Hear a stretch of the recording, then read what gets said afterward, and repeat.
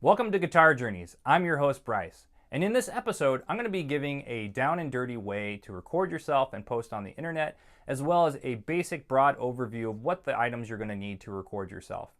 Now, I'm not an expert in recording by any means, and I know a lot of you out there have a lot more experience recording than I do. So I want to hear your different way of recording, or even the better way of recording. If you want to go ahead and make a comment on this YouTube post, or go to the activemelody.com forum there and post there. And with that, let's get going. A quick and easy way to record without a computer is actually using your cell phone. I've got an iPhone, it's not the latest model, but they have a voice memo on there and it actually gets pretty good quality. And just kind of as a side note, I use this a lot of times if I go to blues jams. I'll just hit record and have a 2 or 3 hour recording out on the audience with my phone just to kind of document what I sounded like and played. You know, if I messed up, where did I mess up? Or did I get lost on a song? It's a great tool for that as well. So what I'll do with this is I'll do a recording using my acoustic guitar and also my electric. I'm going to mic my amp with the phone, and I'll also use my acoustic just by itself. And I'll also include a jam track. Now, how I'm going to do the jam track is I'm going to play it through my computer speakers, and my phone's going to pick it up as well as my guitar, and that's how it's going to record. Now, for the electric version, because of where my amp is in the room, I'm actually going to play it on my iPad, the jam track, and then I'm going to record using my phone. So let's go ahead and check that out and see what that sounds like.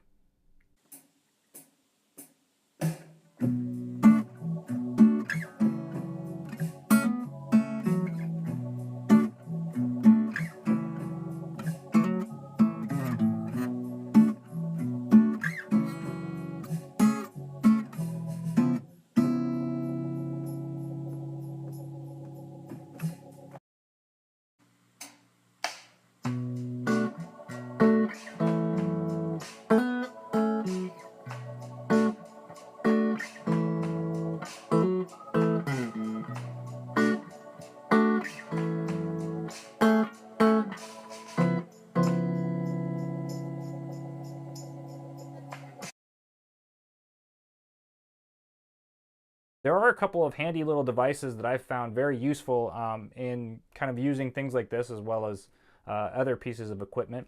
One of them is they make a really cheap tripod mount for your iPhone, and basically all it does is, depending on what kind of phone you've got, you can actually adjust it with this little wheel back here for it to clamp on.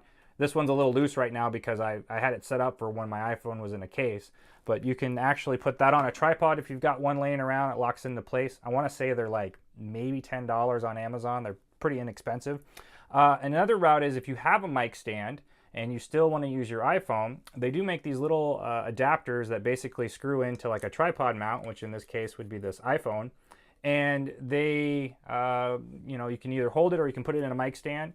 One of the mic stands that I like to use, and this is just my personal preference, you don't have to buy all this by any means, but just kind of wanted to go through it, is I like the really small boom stands, because for miking amps, you can get them nice and low, you can get them right close to the grill on it, or even if I'm playing acoustic, I have it right next to me, and I've got it right there recording. So those are kind of some fun little pieces on there. Now, there is another way you can do it. It's a little bit fancier, might cost a little bit more, but you could do a standalone audio recorder like this Zoom H2. This is an older one, and I want to thank my coworker Russ for lending this to me for this video. But it doesn't really matter what kind of audio recorder you have. It's the same principle as what you're using the cell phone for. Let's go over the items you're going to need to record yourself using a computer. So obviously you're going to need a guitar. You're going to need some kind of a cable that's going to go from your guitar, assuming it's an electric that has pickups in it, to an interface. And now what an interface is, it's just a fancy word for the box you plug into that turns your guitar signal into digital signal that your computer can understand. Now, interfaces can be simple or they can be advanced. They can have one channel, they can have multiple channels. Channels are just another way of saying inputs. Now, these inputs can be a 1/4-inch jack, like that of a guitar cable, or an XLR connection, which is like a microphone connection.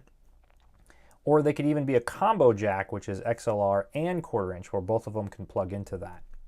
Now, the first interface that I ever had was very, very simple. it was an Apogee Jam. It's just a single 1/4 inch female plug that I could plug my guitar cable into. There was a simple gain setting that I could turn up and down the amount of gain of my guitar going into the computer. And then there was a cable going from that to the back in the to USB. Now, that worked great for a long time for me to post my playing. I've since upgraded to the Focusrite Scarlett 2i2. There's 2 channels that I have. They also have combination jacks of XLR and 1/4 inch. The other thing that is great about it is also has phantom power. If you're going to start using condenser mics for like acoustics, a lot of them require phantom power, and that's just a 48 volt bump in power that powers the mic as you're recording. And some mics actually don't like that, like ribbon mics. You can actually destroy them if you have that on, so just kind of a word of caution. So that interface has worked great for me. They do have other ones that go up to like 16 channels or 8 channels. I really don't need to record that many things simultaneously, so it works for me for what I'm doing, just recording myself and posting online. So that interface that you plug into is going to plug into your computer, so you obviously need some kind of computer. And now the software that you're going to use is called a DAW, a digital audio workstation, and that's just a fancy acronym for a digital mixing board. A lot of the DAWs nowadays, they have plugins where you can simulate amps or effects and drums even, and you can bring jam tracks in. They're really a lot of fun once you start get into them.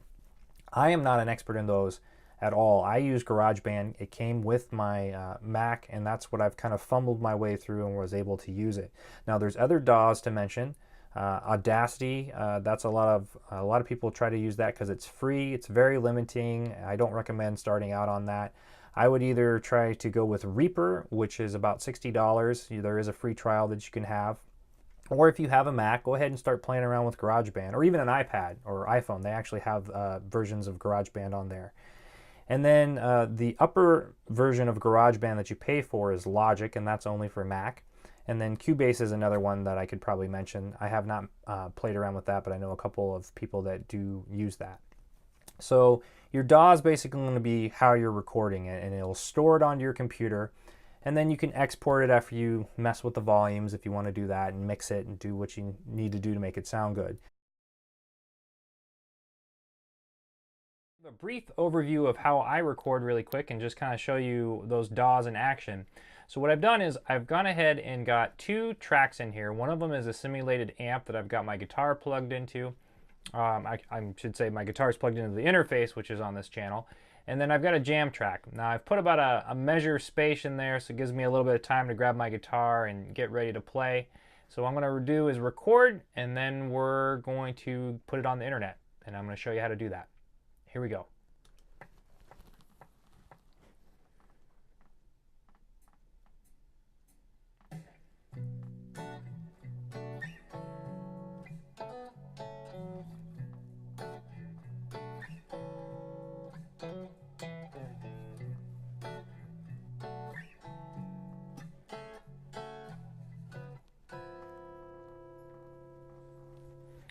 And that's about all I'm going to record.